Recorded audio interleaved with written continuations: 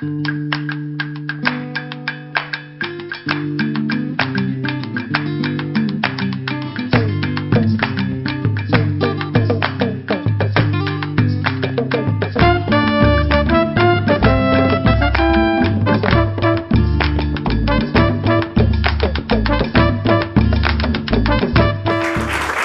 placer estar aquí.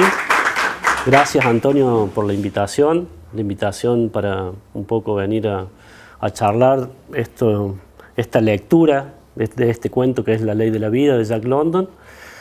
Y también por haber vuelto a este autor, ¿no?, que me permitió este trabajo que vengo a presentarles hoy.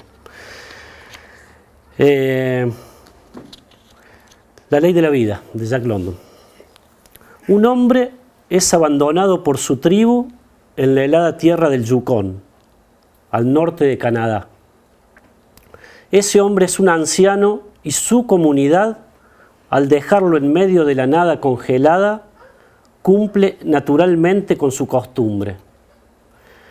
El viejo Koshkosh, antiguo jefe de la tribu, ya no resiste el traslado de un campamento a otro y por tal motivo demorará a la comunidad toda en su desplazamiento.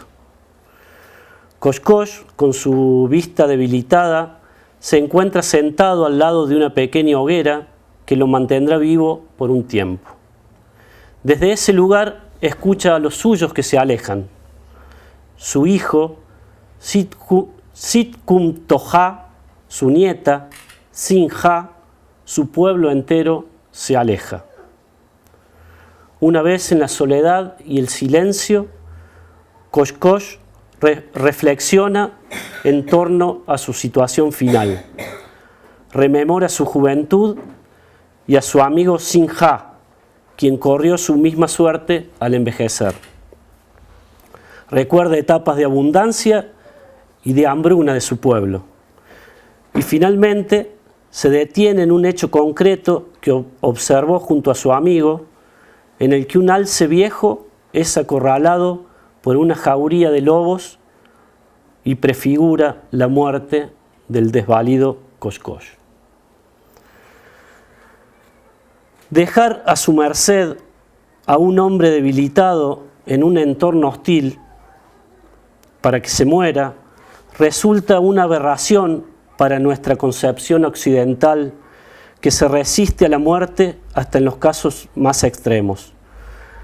El contraste de nuestra resistencia y la resignación natural de la tribu ante la muerte se evidencia hoy y también a principios del siglo XX, cuando el cuento La Ley de la Vida fue escrito y publicado por el estadounidense Jack London. La clave resulta de nuestro preconcepto como lectores y la naturalidad reflexiva con la que asume Koshkosh su muerte y el abandono de los suyos.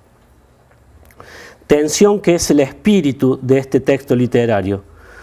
Una tensión que dispara a la reflexión en torno a la inexorable realidad de la que presume la muerte. Reflexivo es el personaje principal en su momento final, un final sin desesperación, y reflexivo es el narrador omnisciente que acompaña a esa muerte dada de antemano en el comienzo del texto. La muerte dada de antemano como en la vida misma de cada hombre y mujer de esta tierra, de todos los tiempos y de todas las culturas. El tema es qué hacemos con esa muerte dada. Y lo que hace el autor es invitar al lector a reflexionar en torno a esa realidad inexorable. Nos invita a pensar la muerte con el personaje y a sentir la naturaleza que nos abarca y nos atraviesa la vida como una ley. Escuchemos uno de los pasajes clave que nos ofrece el narrador omnisciente en relación a la psicología del viejo Koshkosh que está a las puertas de su muerte. No se quejaba. Era el modo de vida y era justo. Había nacido cerca de la tierra en que vivió, y la ley de ésta no era nueva para él. Era la ley de toda la carne. La naturaleza no era bondadosa con la carne. No le preocupaba esa cosa concreta que se denomina individuo. Su interés se concentraba en la especie, la raza. Esa era la abstracción más profunda de que era capaz el cerebro bárbaro del viejo Koshkosh, pero la captaba con firmeza. La veía ejemplificada en toda la vida. El ascenso de la savia, el verde estallido de la yema del sauce, la caída de la hoja amarilla, en eso solo se narraba toda la historia. Pero la naturaleza le fijaba una tarea al individuo. Si no la cumplía, moría. A la naturaleza no le importaba, abundaban los obedientes. Y lo que vivía, y vivía siempre, era la obediencia en ese asunto, no los obedientes. La tribu de Koshkosh era muy antigua. Los ancianos que conoció de joven habían conocido a otros ancianos a su vez. Por lo tanto, era cierto que la tribu vivía, que representaba la obediencia de todos sus miembros, hasta el pasado olvidado, cuyos propios lugares de reposo ya no se recordaban. No contaban, eran episodios, habían desaparecido como nubes en un cielo de verano. Él también era un episodio y también se disiparía. A la naturaleza no le importaba. Imponía una tarea a la vida, le dictaba una ley. Perpetuar era la misión de la vida y su ley la muerte. De esta manera, La ley de la vida, cuento publicado en 1901, reflexiona sobre la muerte, la vejez, la agonía y la naturaleza como una fuerza extrema que nos atraviesa como sujetos. Pienso en la débil hoguera de Koshkosh, en el paisaje nevado de la región del Yukón, la muerte y la naturaleza como temas, y me remonta a una lectura de otro cuento de London que me resultó y me resultará siempre fascinante. Se titula Encender un fuego. Lo traigo hasta acá porque se vincula en varios aspectos con la historia que nos convoca y porque mi lectura del cuento, entendiendo que este ciclo de conferencias tiene como objetivo contagiar el hábito de la lectura, tema que al final dedicaré unos párrafos, es transmitirles de alguna manera esa experiencia personal intensa en relación a esa lectura. La descripción y la atmósfera que alcanza London en Encender un fuego me atrapó de tal modo que pude sentir el frío en un día caluroso de algún verano de mi juventud tardía. Esa lectura, las sensaciones que me dejó esa lectura, esa experiencia es lo que siempre será Jack London y su literatura para mí. Y estamos hablando del mismo paisaje, el de la región del Yukón, y de otro fuego, pero el mismo, como elemento vital en la hostilidad de esas tierras del norte, y de otro hombre, pero el mismo, aunque más joven, que va a morir por la inclemencia de la naturaleza en estas zonas extremas para nuestro cuerpo humano.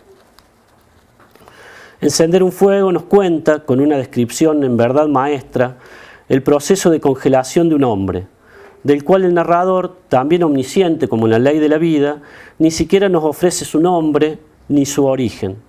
Sí sabemos, con el correr de la lectura, que camina en compañía de un perro hacia un campamento en busca de calor, comida y que allí se encuentran sus compañeros.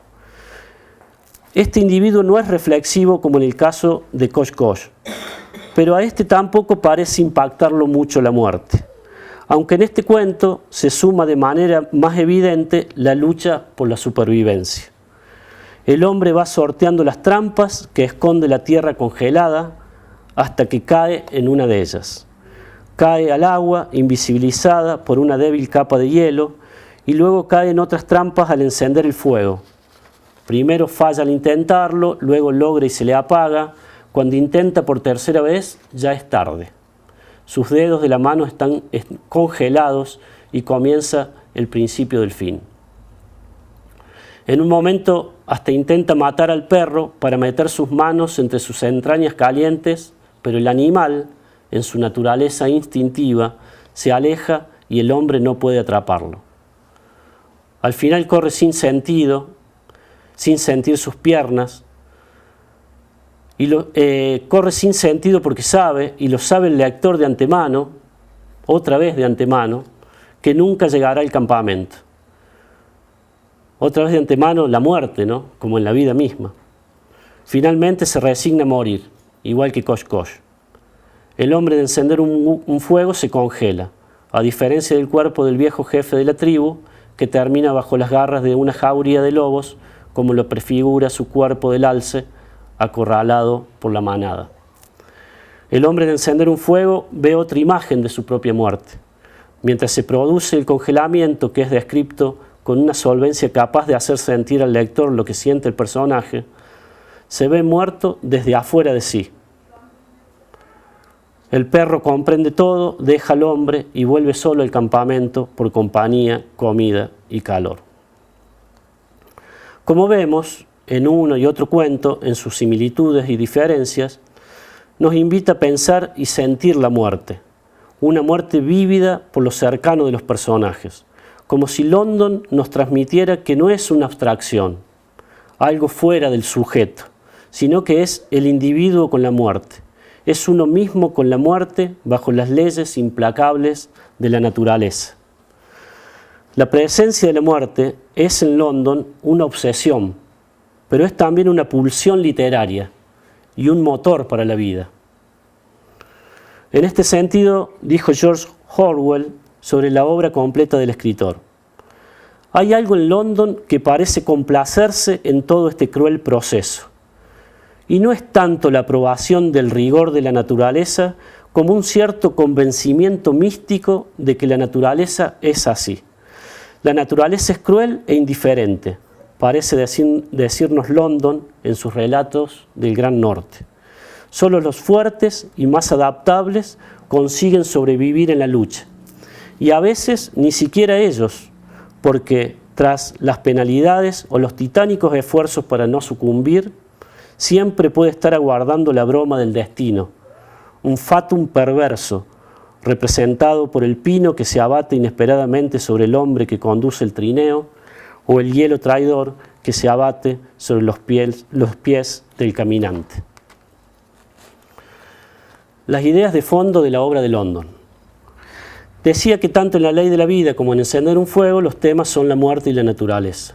En estos dos sentidos se encuentran como pensamientos influyentes de la mayor parte de la obra de London, como lo han marcado diversos analistas y el propio escritor, el filósofo alemán Friedrich Nietzsche, uno de los precursores del existencialismo, que postuló ideas como Dios ha muerto, la voluntad de poder y el superhombre, y del naturalista inglés Charles Darwin, quien sostuvo básicamente el postulado de la selección natural del más fuerte, proceso a través del cual las especies de seres vivos han evolucionado con el tiempo a partir de un antepasado común.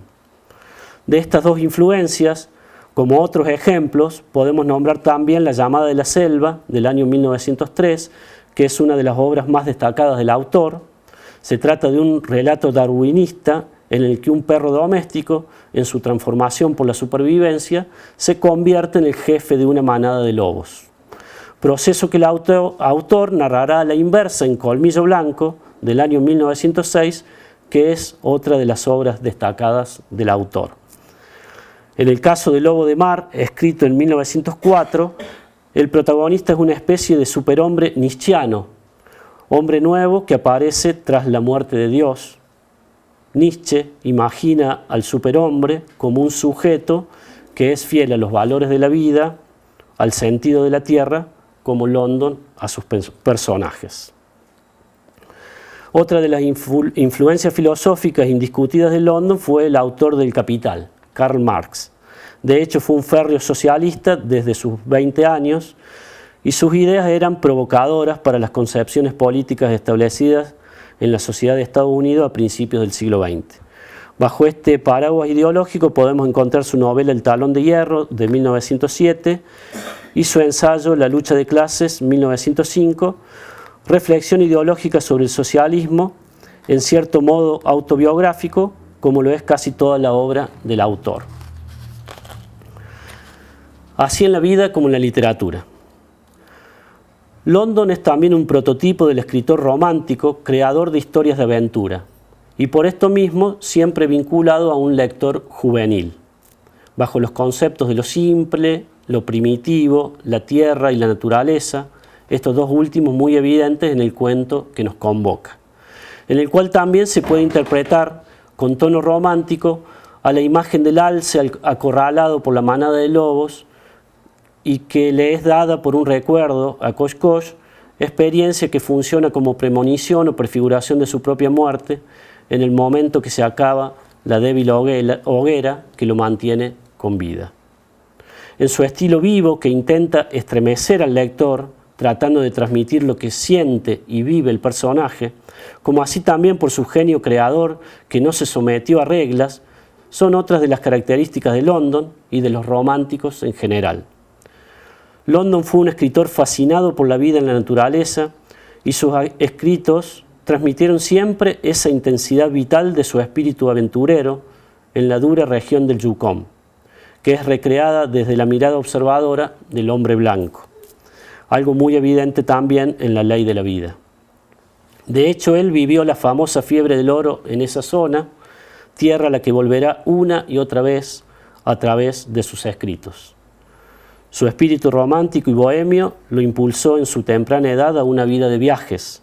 Fue marinero, pescador, buscador de oro, vagabundo, corresponsal de boxeo y de guerra, entre otras diversas y disparatadas tareas que desarrolló y que le sirvió como experiencias para escribir.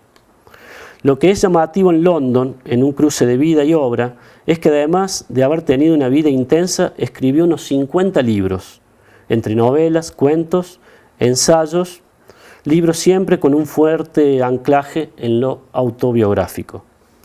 Jack London es el seudónimo de John Griffith. Nació en California en 1876, hijo ilegítimo de un espiritista y un astrólogo nómada, nomadismo que desde muy pequeño incorporó a su propia vida. Su padre los abandona y su madre volvió a casarse con un tal London, de quien adoptó su apellido. Sostuvo durante toda su vida, y se refleja en la obra, una permanente e implícita preocupación por el ser humano. Su educación fue autodidacta y leyó con avidez a Friedrich Nietzsche, Charles Darwin, Rudyard Kipling y Karl Marx. Se suicidó con una sobredosis de morfina y atropina en 1916 con tan solo 40 años. A modo de cierre, la lectura, una atmósfera que nos abraza. Por último, por ser uno de los objetivos de este encuentro, me gustaría dedicarles unas palabras a la promoción del libro y la lectura. Les leeré 2 párrafos de un texto que escribí el año pasado para una jornada escolar a la que fui invitado con este mismo propósito. Un párrafo habla de la lectura como placer y el otro del libro como medio de comunicación. La lectura de un libro en soledad o compartida es un momento de placer. Esto es lo que manifiestan los lectores. Placer que los no lectores tienen que descubrir. Sucede que cada uno de nosotros encontrará ese placer en distintos géneros, temas y estilos de escritura. En estos aspectos tenemos que buscar, preguntarnos qué y sobre qué queremos leer nosotros o quieren leer los chicos, teniendo en cuenta que la literatura habla de lo que se nos ocurra, de fútbol, de aventuras, de autos, de miedo o de amor. El libro es un medio de comunicación que nos ofrece cosas que ningún otro medio nos brindará. Nos entretiene de una manera que no encontraremos en otro medio. Con el libro podemos disfrutar de un momento de silencio, de contemplación, de reflexión, de intimidad. Nos ofrece un momento de tranquilidad en un mundo convulsionado e invasivo. Esa misma convulsión que se repite hasta el hartazgo, por ejemplo, en la propuesta cada vez más violenta de la televisión. En cambio, el libro y la lectura son verdaderas opciones para alejarnos un poco de ese mundo atolondrado que nos abruma. En los momentos de lectura, el mundo se vive distinto, se vuelve más sereno, se transforma en un lugar mejor. Jóvenes y no tan jóvenes presentes, la lectura es una atmósfera que nos abraza.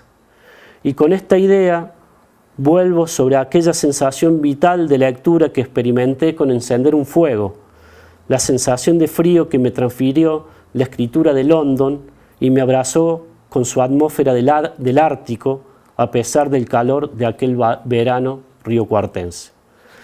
La escritura de London es una aventura y una experiencia únicas a las que quedan definitivamente invitados a leer, a vivir. Muchas gracias.